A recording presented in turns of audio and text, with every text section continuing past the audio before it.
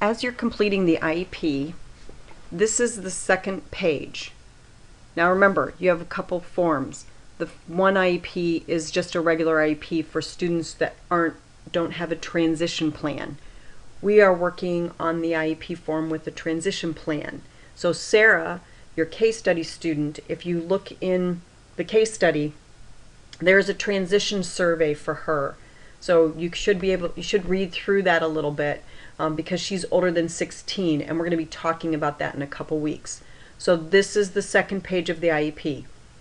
If you look at an IEP form for a student without transition, it will look differently than this one because you don't have to worry about the parental rights. The top section will not be on that form, but we're going to be looking at this one. I'm not going to worry about the parental rights section today because we're more interested in the rest of the sheet. We'll be talking about that section when we get to the transition piece. So if you look down this page, when you're talking about attendance not necessary, remember we talked about that before, that the parent and the district can agree that the attendance of a member is not necessary because the member's area of curriculum or related service is not being discussed.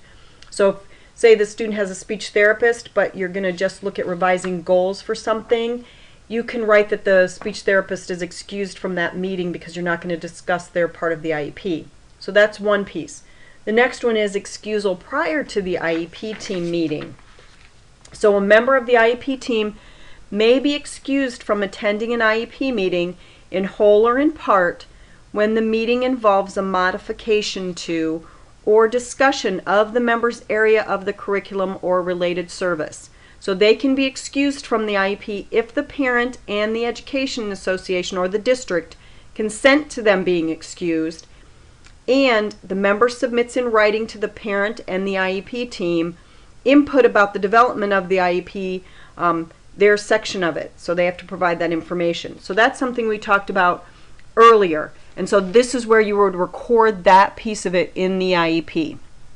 So if you have a member that you don't need to have at the meeting, that's attendance not necessary. If you have a person, maybe they're going to be on vacation, so they have to get prior excusal because they are going to have a piece in the IEP meeting and they have to give the information in writing to be excused. So that's where you would have that. The next section that we want to focus on is the factors to consider in order to provide a free and appropriate public education. So in the federal regulations 300-324, the development, review, and revision of the IEP, it says that in developing each child's IEP, the IEP team must consider the strengths of the child, the concerns of the parents for enhancing the education, the results of the initial or most recent evaluation of the child, and the academic, developmental, and functional needs of the child. So you have to consider special factors. The IEP team must, in the case of a child whose behavior impedes the learning or that of others, consider the use of positive behavioral interventions and supports and other strategies to address that behavior.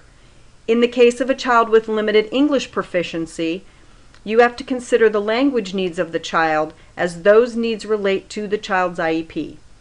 In the case of a child who is blind or visually impaired, you have to provide instruction in Braille and the use of Braille unless the IEP determines, after an evaluation of the child's reading and writing skills and their needs and appropriate reading and writing media, including an evaluation of the child's future needs for instruction in Braille or the use of Braille, that instruction in Braille or the use of Braille is not appropriate for that child. You have to consider the communication needs of the child, and in the case of a child who is deaf or hard of hearing, consider the child's language and communication needs, opportunities for direct communications with peers and professional personnel in the child's language and communication mode. So if they need a hearing impaired interpreter, then you need to provide that.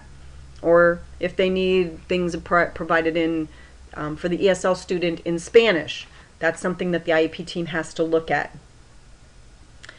You have to look at the full range of needs, including opportunities for direct instruction in the child's language and communication mode, and consider whether the child needs assistive technology devices and services. So whether they need a computer or a touchpad or a speech communication system. So as you look at the bottom under factors to consider, there are check boxes. You have to consider each of the following and comment below as appropriate. So you have to look at the strengths of the student.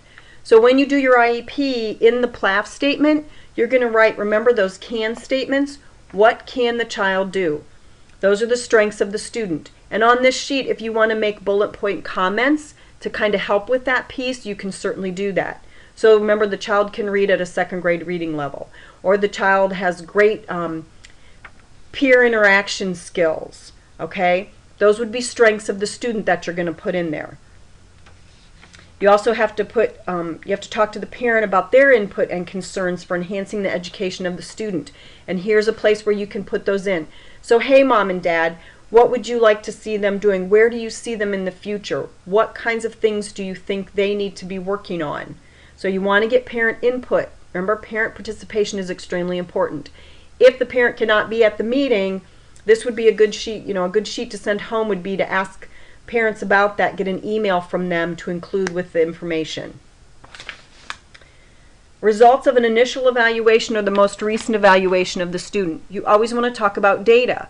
So you're going to be reviewing that as you're developing the IEP. Remember, you always base your information on data. So any evaluations or class information, progress monitoring goals, you're going to go over that and look at that to help you develop the IEP. Progress on the current IEP goals and objectives would go there too. So that's right there. Results of the evaluation and progress on the current IEP goals and objectives. Because you always want to review that. You don't want to forget that information. It's really important as you're developing the next IEP. And the student's anticipated needs or other matters. So this is where you could also talk about the accommodations and modifications for the student. So what do you see them as needing? Like the technical assistance, those kinds of pieces would also be there if you wanted to. But also on the other side, then you go on. Consider each of the following. Needs in any of the following require a statement in the comments below. So you're going to say, does the student have communication needs of any kind? And if so, you're going to write some comments down. If not, you don't need to write anything. You could just say, all of these were discussed with the team. We see no needs in these areas. The next one is positive behavior interventions, supports, and strategies for students whose behavior impedes learning. Language needs for students with limited English proficiency. Braille instruction for students who are blind or visually impaired. Communication and language for students who are deaf or hearing impaired. And then the need for assistive technology or services. So this is like a checklist for you to kind of go over with the team as you're getting started talking about the IEP to make sure you're covering all the areas. So you're going to check the box off. We talked about strengths of the student. They're included in the PLAF statement. You're going to talk to the parents and get some input, and you can put their information here. But just remember, when you write it in here, it needs to be included in the IEP somewhere. So if the parents have an issue with the student's reading ability and they want to see some more supports, you're going to have to support that somewhere else in the IEP.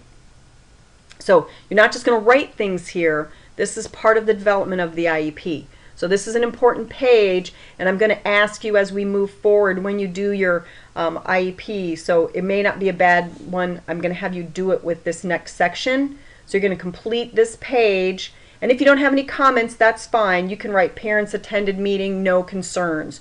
It's even better to write a little statement, something like that, that you address that issue. So if you just check the boxes, you don't always know that you really actually talked about it. So you may want to write a few comments in.